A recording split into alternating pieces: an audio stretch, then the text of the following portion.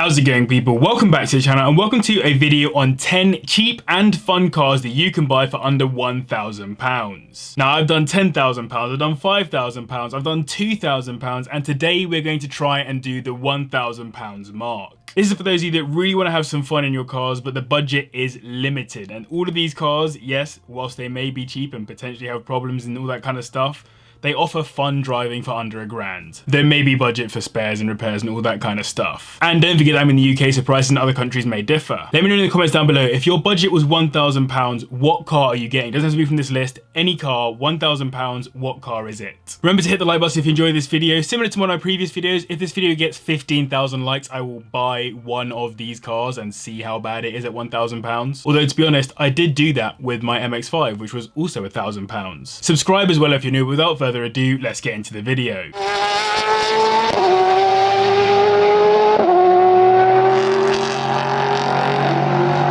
Let's kick this video off with the Ford StreetKa, by far the slowest car on this list, with its 1.6 litre inline-4 engine putting out just 93 brake horsepower with a 0 to 60 time of 11.7 seconds. The car was originally a concept created by Gia, who have designed some beautiful classic cars, then finalised by none other than Pininfarina, the legendary design house. The reason why this car is so fun is that it's Ford's response to the Mazda MX-5, and they went the extra mile in making a car that was genuinely enjoyable to drive, with nice luxuries, while giving you a proper roadster experience. Ford marketed the StreetKa towards a more feminine audience and the tin-top sport car towards the more masculine one, but today I think that both cars have their own status as rogue, fun little cars. I'd recommend going for a luxury spec, as basic spec misses out on the nice leather heated seats and a few other creature comforts, and if you can get the optional detachable hardtop roof, then that's pretty sought after as well. You'll find these listed for a minimum of around £900, and for £1,000 you'll be looking at a 2005 example with around 80,000 miles on it. The one thing that makes these less fun is the reliability, with owners noting electrical issues, suspension problems and coil pack failures. The key problem though is rust, which crops up all over the place, including on the upper body. Next up is the Jaguar X-Type, which is a fun car for a very different reason to the StreetKa. It has a 2 litre turbo diesel inline-4 making 128 brake horsepower, which gets to 60 in 9.5 seconds. This sits in the compact executive car class, and though it has never been named an exceptionally fun car to drive, the fact that this car was meant to compete with the BMW 3 Series and Mercedes C-Class, with luxury at the forefront of the design, in my opinion there is enjoyment in batting around in an old and quite useless luxury saloon. Leather upholstery throughout, mixed with wooden features and a bunch of other luxuries to make it a great place to be. Funnily enough, it actually sits on the same platform as the Ford Mondeo and came as either a front or all-wheel drive. The X-Type estate was also the first Jaguar designed by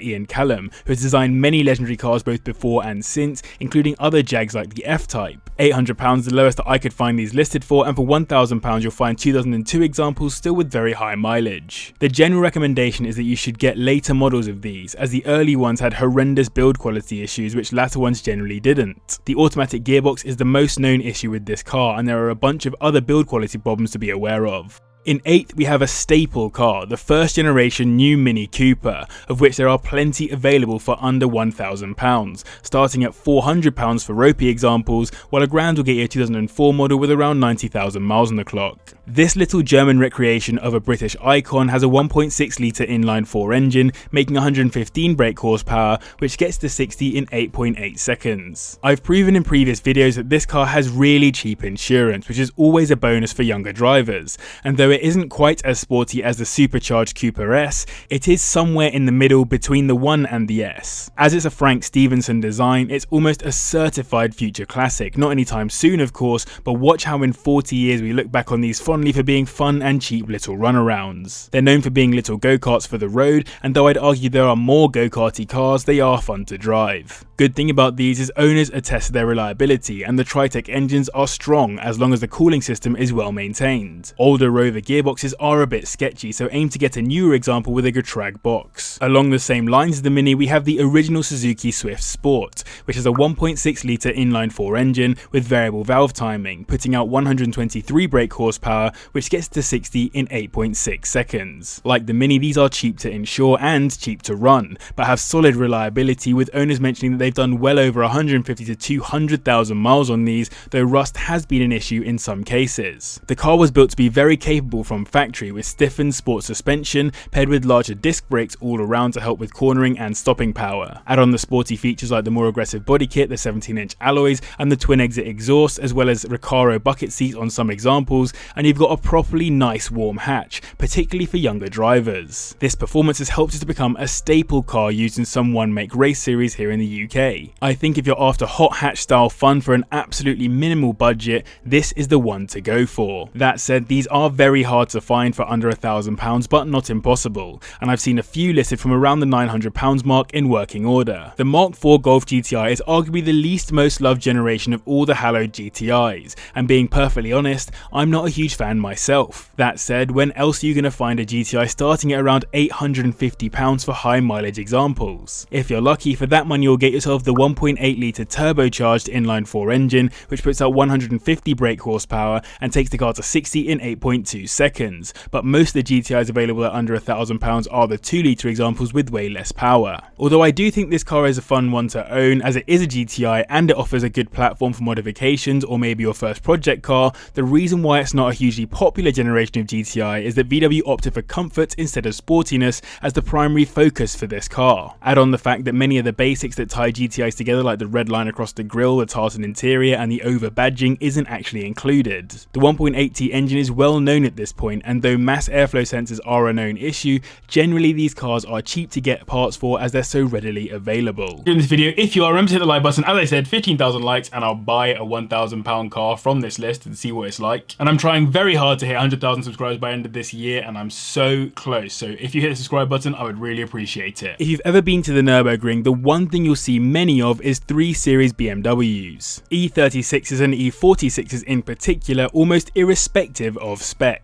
And that's because they're tremendously fun cars to own, and I wanted to focus specifically on the E46, which you can get in 320 Ci spec with high mileage starting at around £800, or you can get a 318 Ci with slightly less power with around 80,000 miles on the clock for your £1,000. The more powerful updated 320 Ci has a 2.2 litre inline-6 engine which puts out 170 brake horsepower and will take the car to 60 in 7.9 seconds. Though it sits in the same category as the Jag mentioned previously, the benefit of any BMW is that they're rear-wheel drive, and though there isn't quite enough power in one of these to go drifting, the back is more than happy to slip out with a bit of drizzle. On top of this, the E46 is a well-known platform for modifications, so if you're that way inclined, you can definitely make one of these your own, or go down a full track car style route of the Nürburgring regulars. Owners do mention, however, that oil leaks and suspension issues are the main problems with these cars, and though they can be quite expensive to fix, they do actually have quite a good support network behind them. I promised I would make this video without including the Mazda MX-5, so in its place, here's the 3rd generation Toyota MR2, which is literally a mid-engined, rear-wheel drive 2-seater sports car that hosts a 1.8 litre inline-4 engine,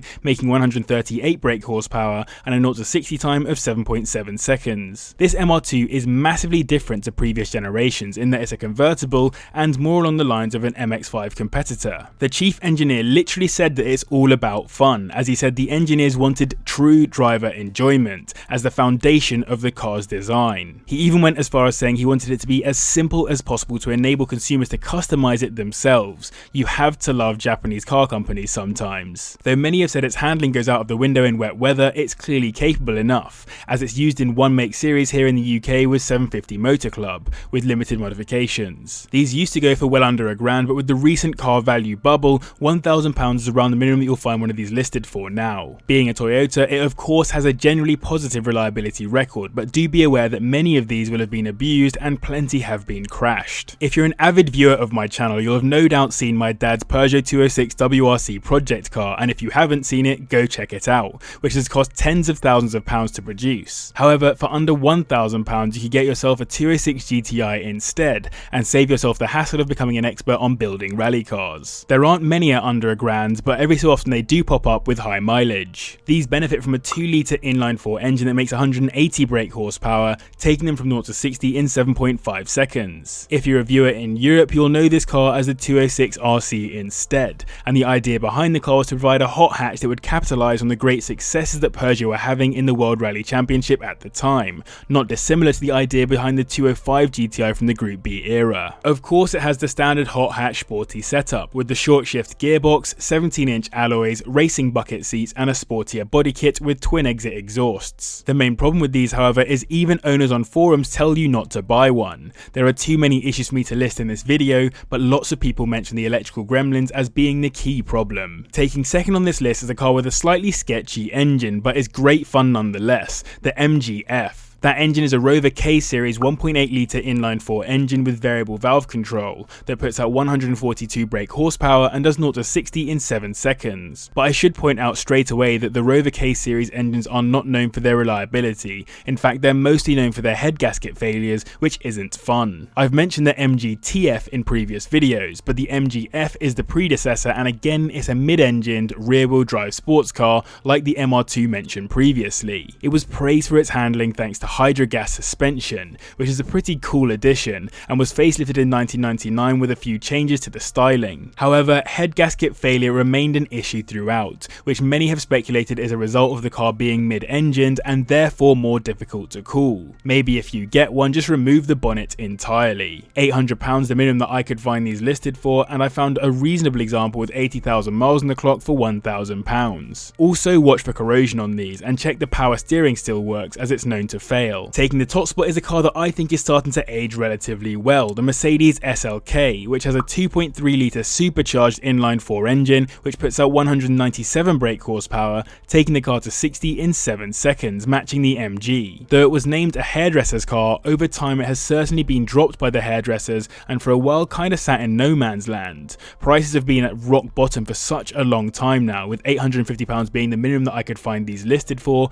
and for £1,000 you'll get a 2001 model with still relatively high miles. The best thing about this Mercedes specifically is that unlike many of its stablemates, it comes as a manual too, which is key in any roadster as I mentioned. It does still come as an automatic though, so feel free to ignore my opinion. But it's not known for its handling in the same way as the MR2 or MG. The allure of this car instead is that it's meant to be a baby SL and ultimately a more glamorous car. Of course, it's not massively glam for under £1,000, but it would remain a fun car for the price. Rust, oil contamination, electrical issues, the hardtop roof, and a few other issues are worth noting on these, so definitely worth checking if you're in the market for one. So I hope you guys enjoyed this video. If you did, do let me know in the comments down below, and of course let me know if you were going to spend £1,000 on a car, what car would it be? Massive thanks to the patrons as always for their support, and to you guys as well for watching. I'll see you in the next one.